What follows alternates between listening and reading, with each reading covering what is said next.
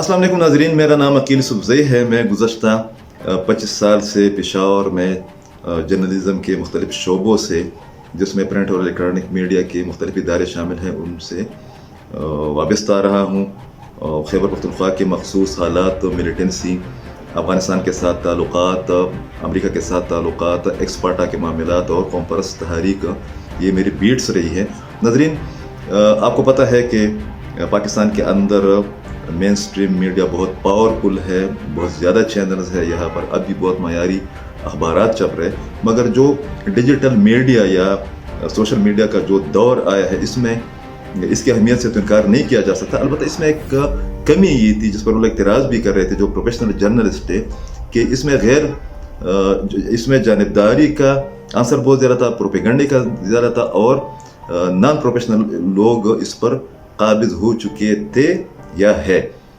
Minute to minute एक ऐसा platform है जो न सिर्फ ये कि इंतहाई सीनियर जर्नलिस्टों की एक ग्रुप के ज़ेर एहतमाम काम कर रहा है, बल्कि इसमें इसकी जो खसूसियत है वो ये है कि खैबर पख्तूनख्वा और बलूचिस्तान के इश्यूज़ को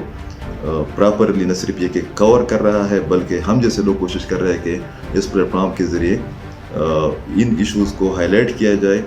इसलिए कि इन इलाक़ों को माजी में नज़रअंदाज किया जाता रहे। उम्मीद है कि आपको ये सिलसिला अच्छा लगेगा, और मैं कोशिश करूँगा कि खैबर पख्तूनख्वा की जो